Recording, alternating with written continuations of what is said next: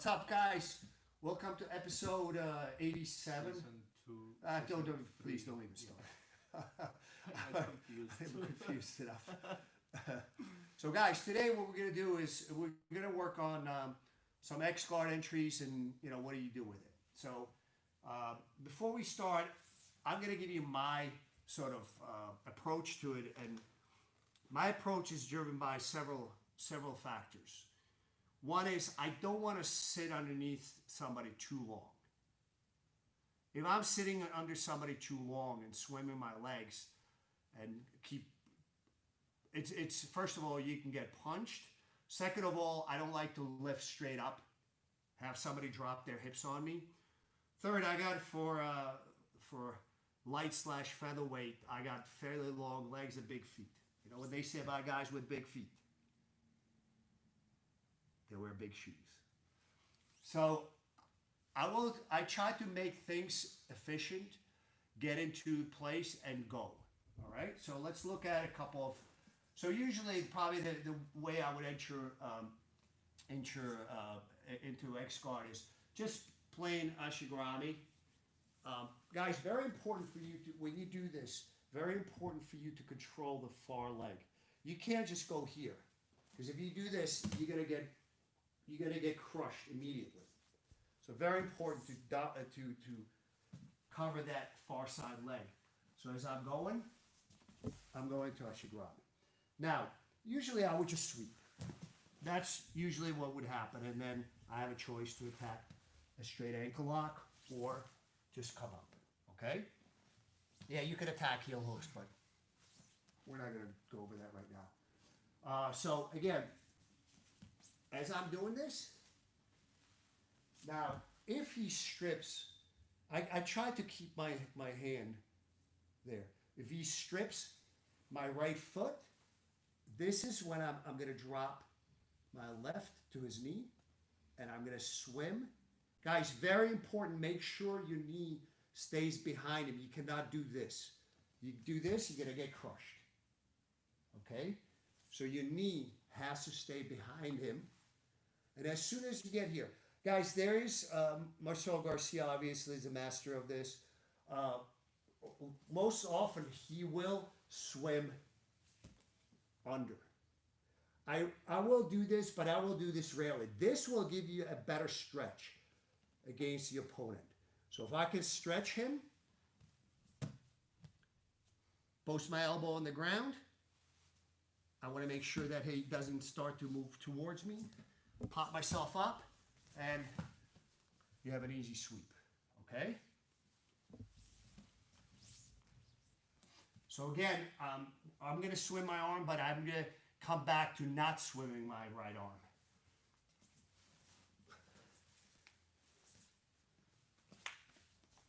And I start to stretch.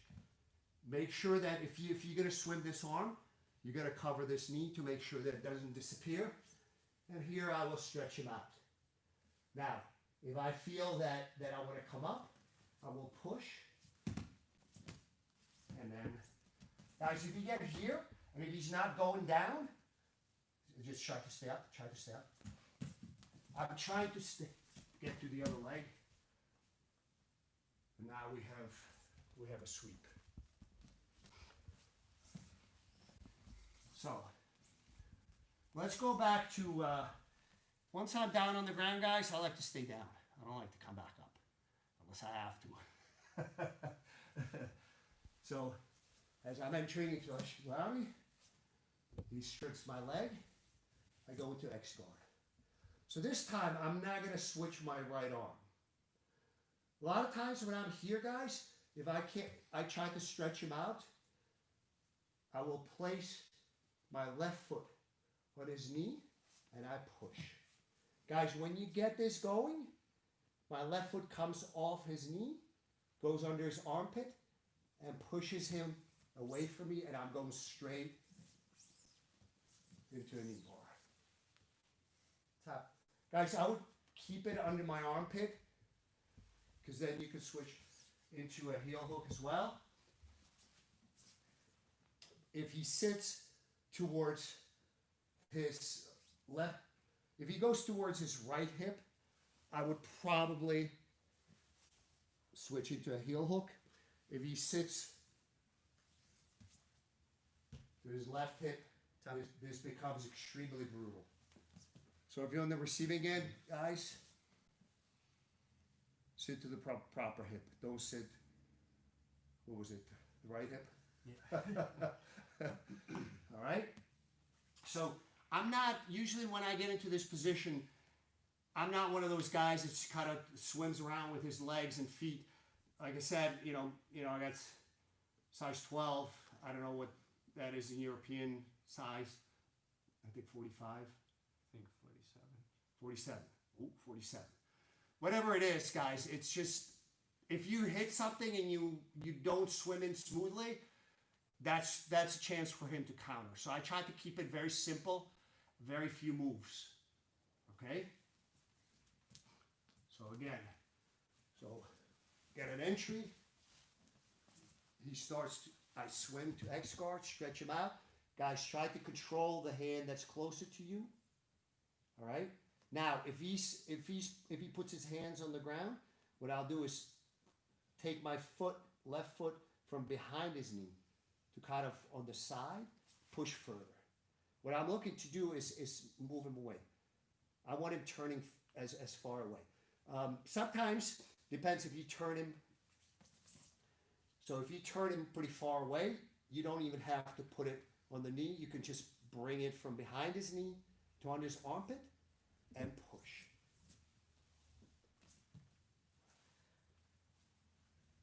Tap. Tap. Guys, don't drop to the same hip that I'm attacking, okay? That knee bar turbocharges. So if you're gonna drop to the opposite knee, where I will finish. I'll have to switch into a heel hook, or I have to follow the kneecap. So that's usually my preferred way of utilizing X guard. Enter from Ashigarami into X and attack knee bar. I'm not, like I said, there's guys that are very good at it. They tend to be a little shorter, a little more flexible, probably a little smaller feet, but they swim very well, and it's very difficult for the top guy to keep up with where the threat is coming from. So it's a very good game as well, but if you're going to be swimming a lot with your feet, guys, look at somebody else's video. But this is how I attack. Ashigarami, if he strips it into X guard and attack the knee bar. We're going to go over, I also like reverse X, so we're going to go over that as well. Do we have any questions on this so far? Legacy Channel is asking, thumb up on your grip on Enrique's wrist. Thumb sideways. I'm assuming that you're talking about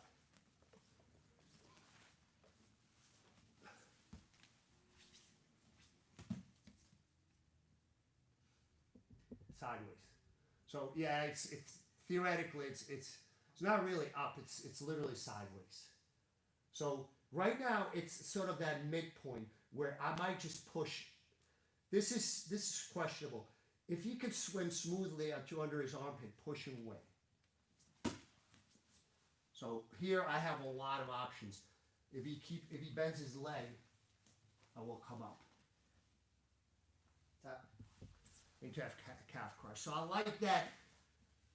I like the idea that I attack where I have knee bar, calf crush, possibly back take, and definitely a sweep with me coming on top cross side.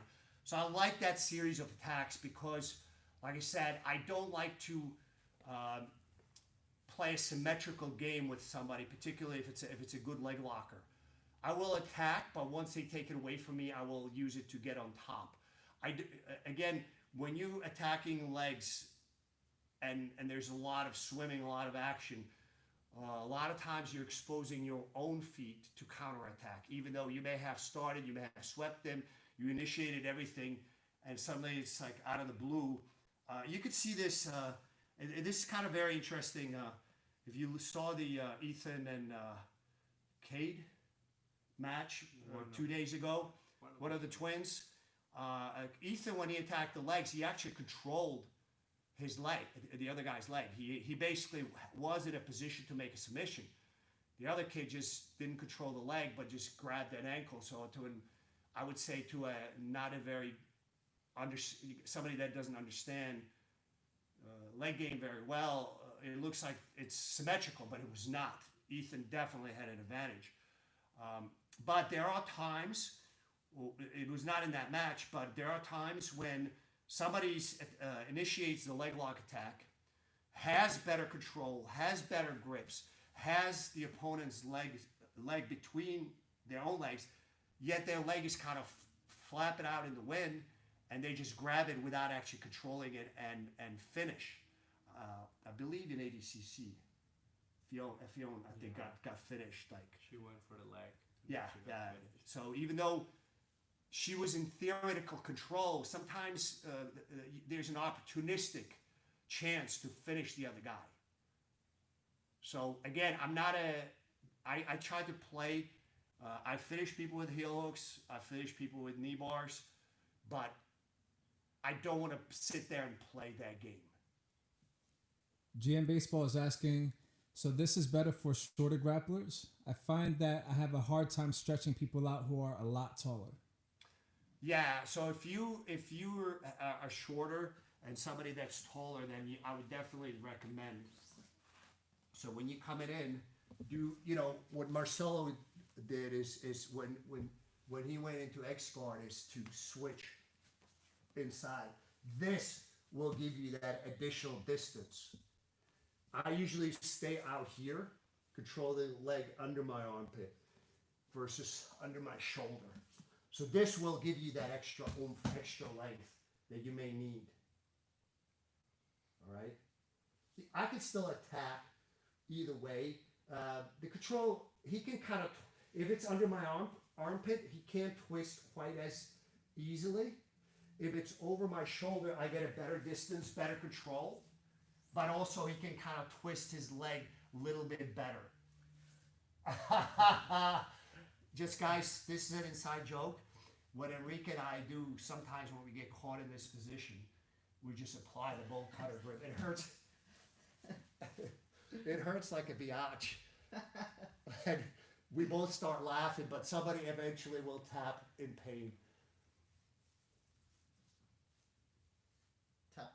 So my personal preference is to go over the leg just because I train with like a literally full spectrum of sizes of people. But for me, just the way my body build, I believe it's better to have it under the armpit. If you're shorter, you definitely want to go under the shoulder. You definitely want to swim there. All right? So let's look at the other possibility, which is going into that reverse X. So I don't tend to go from X to reverse X. Again, when you're doing that, you're swimming your feet a lot. All right,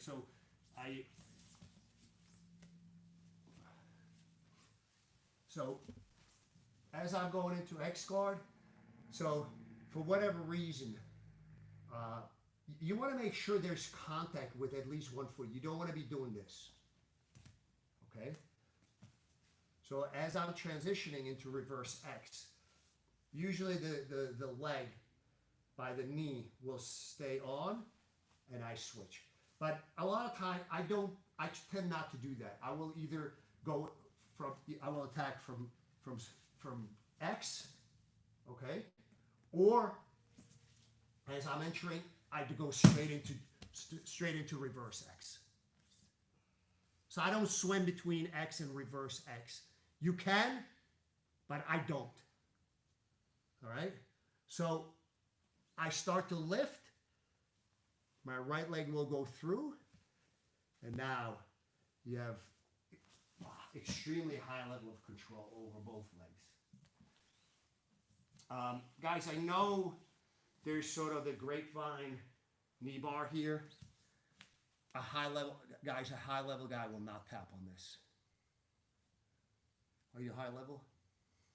What about a high level guy that has not stretched? So the point is, there is ways to turbocharge it where you can bring it down, but generally speaking, you will have to get to the bottom leg. Okay? Yeah, you can. But again, I know some of you guys, you've seen this submission, sort of grapevine.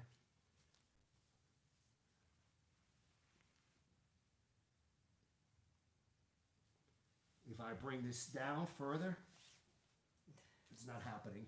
He's going to retract. That's your chance. So as soon as he retracts, why didn't you tap sooner? I haven't warmed up yet. Well, then your tap should be... So,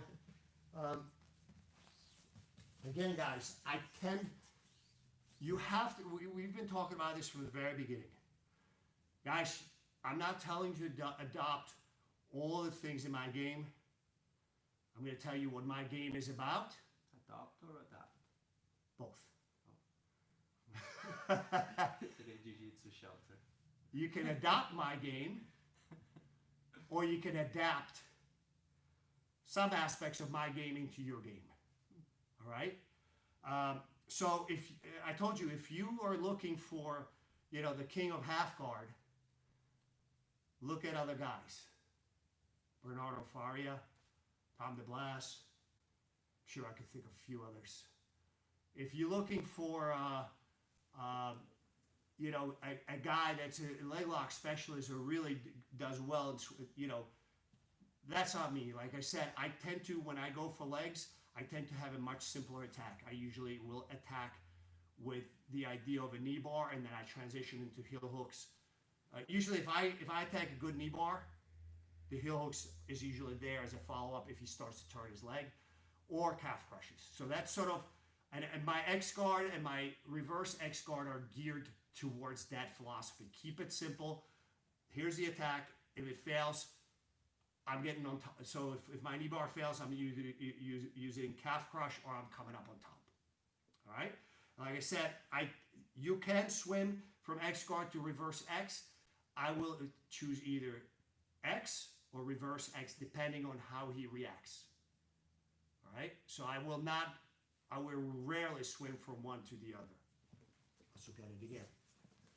That is not to say that that's wrong. It's just that's my opinion. So as he's stripping, I'm going to kick him forward. My right leg is already, and now he's done. This is going to be a rough day for Enrique. So again, guys, yeah, you can tap less skilled people, but even my legs are not the most flexible. It's difficult to get tapped with this, So what I'll do is I'll get underneath a lot of times as we swimming. Where are you gonna go?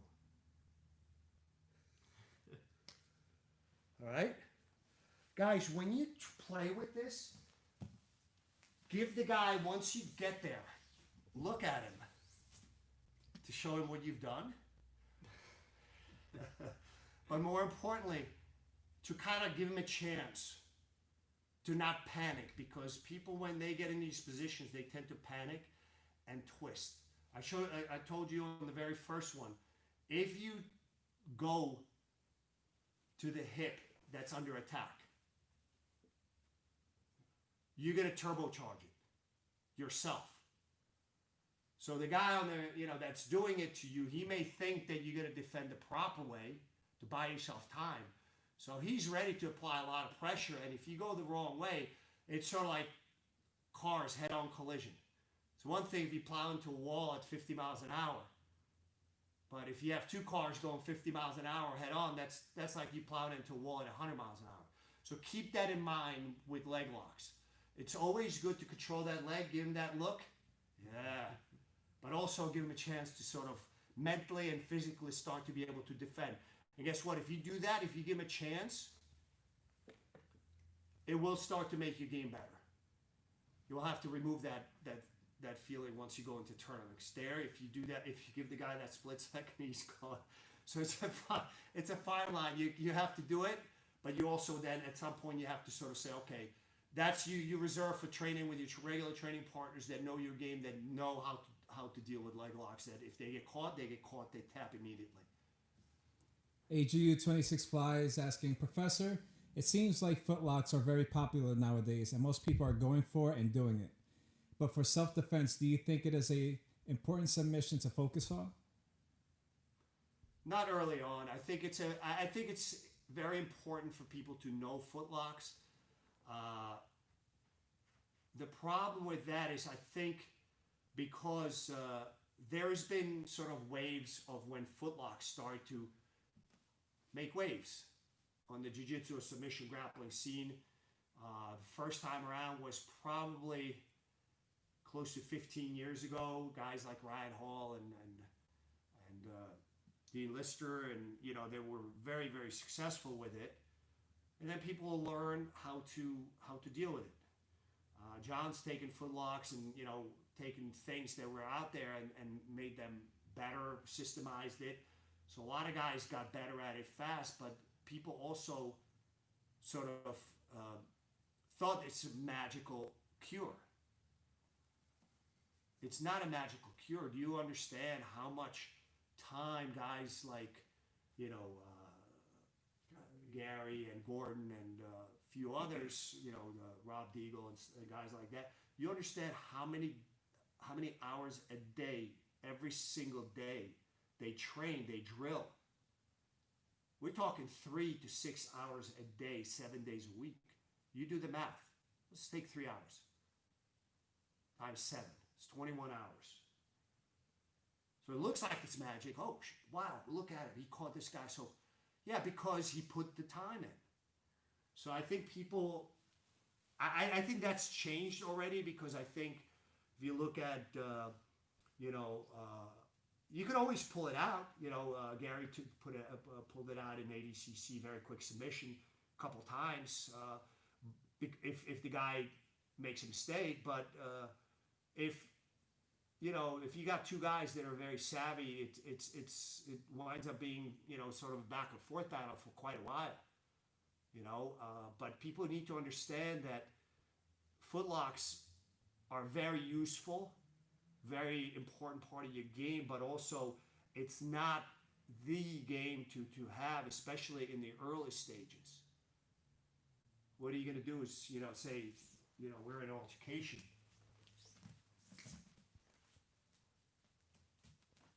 And he pulls in for a footlock. He better do it beautifully in Minari roll and knock me down on my ass for him to do that. But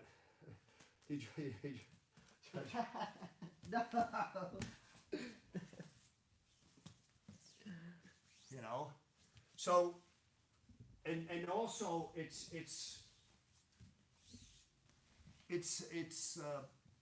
when the footlock is on, it comes on very, very fast.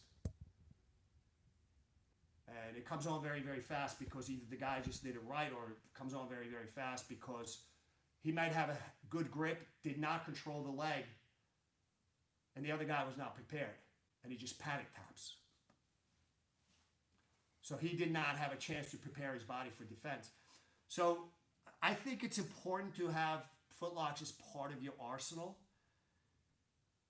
but there are very few people in MMA that are, to me, MMA is probably the closest proxy for self-defense. There's very few people in MMA that have made it kind of like gotten their footlock level to such a high level that they can nail high-level guys with it, if that makes sense. And Adolfo Ferranda is asking, Fox, when do you use the X versus reverse X? Yeah, that's a good question. So it depends if he's sort of standing staggered, right? I'm gonna go into just Ashigarabi. If his leg is he's sort of squatting down low, the reverse X might compromise it because I'm not going to lift him. So I will go into reverse X if I think I can push him forward. Okay? So if I can, X is sort of that relatively a bit of a neutral position. I just don't have the, so if he's sitting heavy, I don't have enough lift in my legs. It might be weak, what do you call it? What is this one? Hip flexor. Hip flexor. I'm not sure. My hip flexors, like I said, I don't have a lot of lift in butterfly guard, but if I think I can push it forward, I'd rather go into reverse X. You know, so I have to make that decision if I can really push him forward. If he's squatting down, your best bet is X. If I can push him forward where his hands hit the ground, then I would probably go straight into reverse X.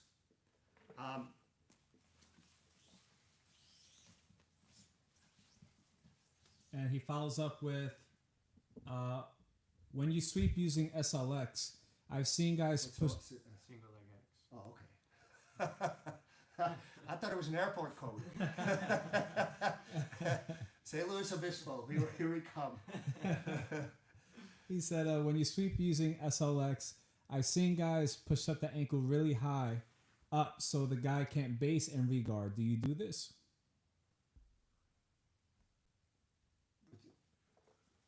So let me go.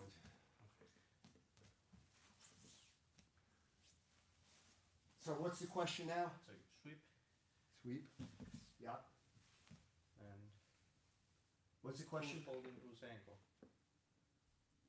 He said,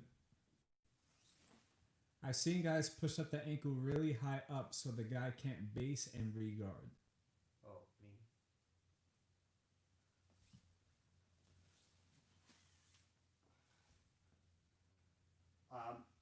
I think Enrique needs to extricate his foot. He has to get rid of it. So that's, you know, anytime I lose a foot lock, He says, when you are trying to get on top, yes. so you got to threaten the attack. You understand?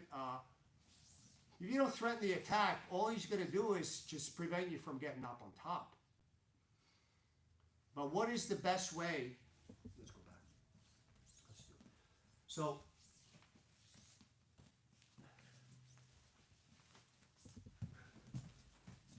So are we still in frame, Mike? I got you.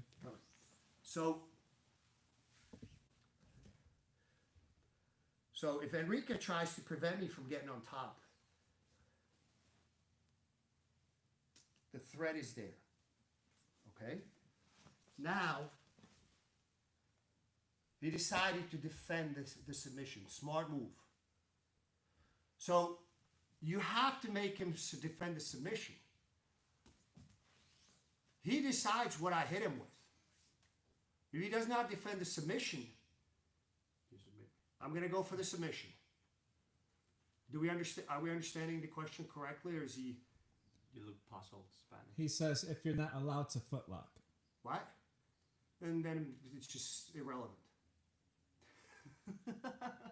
Then you're not playing jiu-jitsu.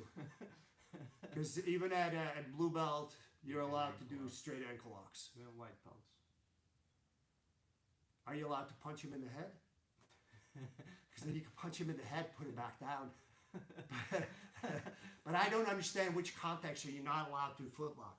Even at blue belt, you're allowed to do straight ankle lock. And that's, guys, I would start with straight ankle locks. Just because they're fairly easily well, not fairly easily, but they're defendable. You know, you have to have your legs in position to make it difficult for him to escape. My philosophy, anytime I attack the leg, if it fails, I'm getting on top. Very simple.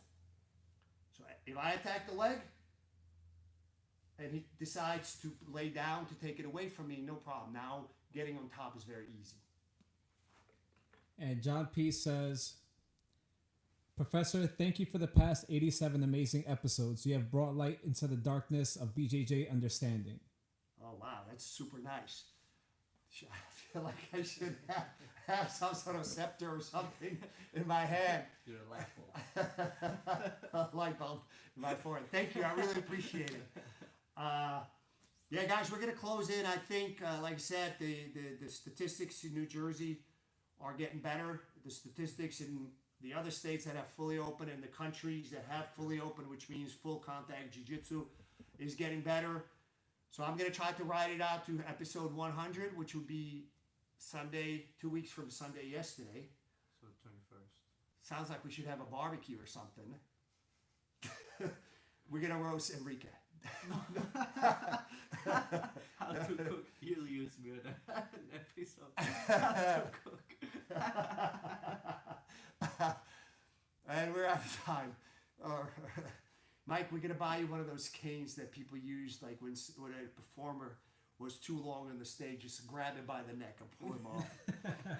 All right, guys, we will see. I appreciate that comment. Thank you so much. We will see you tomorrow, guys. Keep the questions coming. We only have less than 2 more weeks. 13 episodes left. Yeah. Yes, keep the questions coming, guys. I will continue to do this, not every day. I think I will need a couple months to do it once a month, guys. It will get used to this. It will be the first Friday of every month, excluding July, because I will be out of state filming. Okay? No, that's still June. July. The first Friday of July will be here.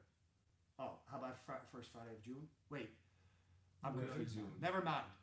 So, guys, it will be first Friday. This is what you get when you start talking to me about season 3. I haven't said anything. Also, season 4 is going to be the shortest one. We will figure this out, guys. We will do it. We go back to our regular monthly programming, first Friday of every month, 10:30 a.m. Eastern Time, after the episode 100. That's going to be the last daily episode unless something changes dramatically. I will see you tomorrow, guys. Episode 87. 7? Okay. Season 3. Oh, please. All right, guys, we're tuning out. Stay well. Stay safe.